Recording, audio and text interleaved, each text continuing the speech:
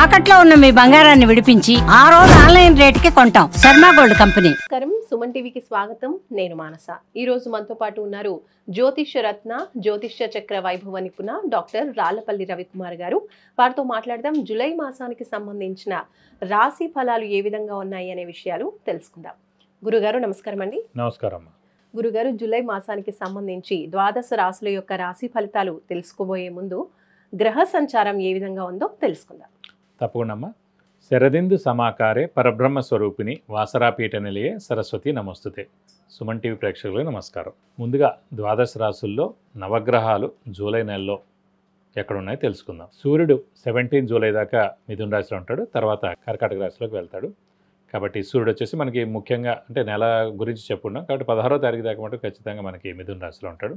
Next వచ్చేసి గురువు కూడా మనకి మిథున రాశిలోకి ప్రవేశించాడు కాబట్టి మిథున రాశిలోనే ఉంటాడు ఈ నెలలాళ్ళు కూడా. అలాగే బుధుడు వచ్చేసి మనకి ఈ నెలలాళ్ళు కూడా కర్కాటక రాశిలో ఉంటాడు. ఇక కుజుడు సింహరాశిలో ఉంటారు, అలాగే కేతు కూడా సింహరాశిలో ఉంటారు, అలాగే రాహు కుంభరాశిలో ఉంటారు, మరియు శని మటుకు మీన రాశిలో ఉంటారు. కాబట్టి ఈ ద్వాదశ రాశుల్లో ఈ నవగ్రహాలు ఈ స్థానాల్లో ఈ మాసం అంతా ఉంటారు. గురుగారు, జూలై మాసం కన్యా రాశి వాళ్ళకి ఏ విధంగా అనుకూలించబోతోంది, ఏ విషయాలలో జాగ్రత్తగా ఉండాలో తెలియచేయండి. తప్పకుండా అమ్మా. కన్యారాశి అనగానే మనకి ఉత్తర 2, 3, 4 పాదాలు, హస్త 1, 2, 3, 4 పాదాలు, చిత్త 1, 2 పాదాలు, ఈ నక్షత్రాల సమూహం అంతా మనకి కన్యారాశిలోకి వస్తుంది. ఈ రాశి వారికి అత్యద్భుతంగా ఉందని చెప్పుకోవాలి. ఎందుకంటే ముఖ్యంగా రాహుబలం, కేతుబలం, అలాగే గురుబలం పరిపూర్ణంగా ఉంది. దశమంలో మామూలుగా మనం అంటాం 2, 5, 7, 9, 11 కదా. 10వ స్థానంలో కూడా 70% మనకి మేలే చేస్తాడు, నష్టం చేయడు. ఎందుకంటే ఆ దృష్టితోటి అంటే 5వ దృష్టితోటి మనకి ద్వితీయ స్థానాన్ని చూస్తాడు మన రాశి నుంచి, అలాగే 7వ దృష్టితోటి మనకి చతుర్థ స్థానాన్ని చూస్తాడు, అలాగే భాగ్య దృష్టితోటి మనకి 6వ స్థానాన్ని చూస్తాడు. సో ఆరోగ్యం, డెట్స్, మిజరీస్, ఎనిమీస్ అవన్నీ తొలగిపోతే మనకి మెయిన్గా గృహస్థానాన్ని కూడా చూస్తాడు కాబట్టి, విద్యాస్థానాన్ని చూస్తాడు కాబట్టి అవన్నీ కూడా బాగుంటాయి. అలాగే ద్వితీయ స్థానాన్ని కూడా చూస్తాడు కాబట్టి కుటుంబం బాగుంటుంది, అలాగే వాక్ బాగుంటుంది, ధనం కూడా బాగుంటుంది, ఆరోగ్యం కూడా బాగుంటుంది అని చెప్పుకోవచ్చు. ముఖ్యంగా ఈ రాశి వారికి శ్రమకాలం ధనం వ్యర్థం కాకుండా ఉంటుంది, రావాల్సిన బాకీలు వసూలు అవుతాయి. అలాగే ముఖ్యంగా వ్యాపారస్తులకు మటుకు పట్టిందల్లా బంగారం చెప్పుకోవచ్చు.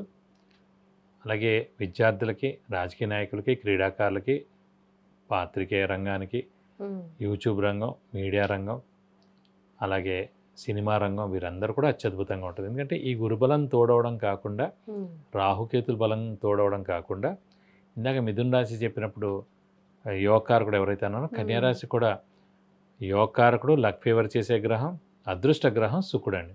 సో అలాంటి శుక్రుడు మనకి వృషభ రాశిలో స్వస్థానంలో ఉన్నాడు కాబట్టి ఈ నెలలాళ్ళు కూడా కన్యారాశి వారికి అదృష్టం పరిపూర్ణంగా ఉంటుంది అన్నమాట. జూలై పట్టిందల్లా బంగారం. సో మనకి ఆరోగ్యం బాగుంటుంది, డబ్బు ఖర్చు తక్కువగా ఉంటుంది, వెహికల్కి మెయింటెనెన్స్ తక్కువగా ఉంటుంది. సో అన్ని విధాలు కూడా చాలా బాగుంటుంది. అటు దైవబలంతో పాటు అదృష్టం కూడా పరిపూర్ణంగా ఉంది కాబట్టి ఈ నెలలు కూడా మనం అనుకున్న పనులన్నీ కూడా తప్పకుండా జరుగుతాయి. అలాగే విందు వినోదాల్లో పాల్గొంటారు, అలాగే ఫ్రెండ్స్ తోటి బాగా కలుస్తారు, పాత స్నేహితులను కూడా కలుస్తారు. వ్యాపారస్తులకైతే పట్టిందల్లా బంగారం చెప్పుకోవచ్చు. కొత్త వ్యాపారం స్టార్ట్ చేయొచ్చు, ఎక్స్పాన్షన్ జోలికి వెళ్ళొచ్చు, అలాగే క్రెడిట్స్ కూడా ఇవ్వచ్చు.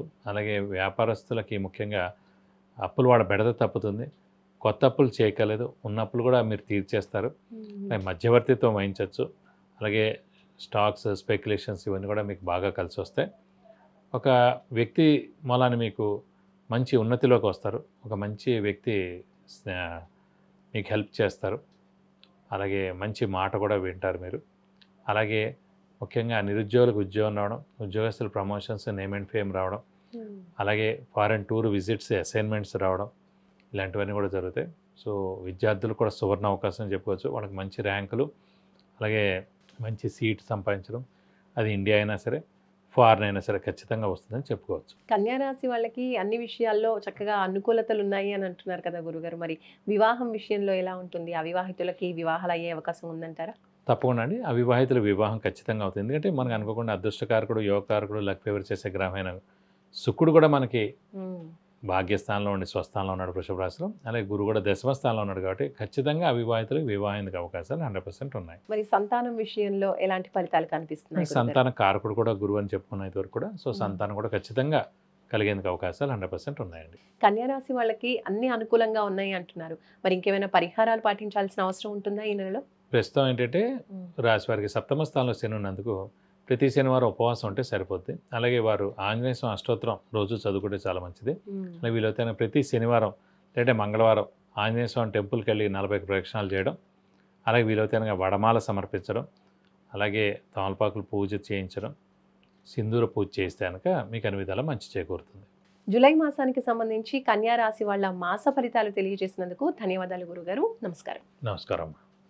విద్య, ఉద్యోగం, వివాహం, వ్యాపారం, సంతానం, ఆరోగ్యం, ఆర్థికం ఇలా ఎటువంటి సమస్యకైనా సరే గురువుగారు నుంచి మీరు పరిహారాలు తెలుసుకోవాలి అనుకుంటే స్క్రీన్ పైన కనిపించే నంబర్స్కి కాల్ చేసి లేదంటే వాట్సాప్ చేసి అపాయింట్మెంట్ తీసుకోవచ్చు.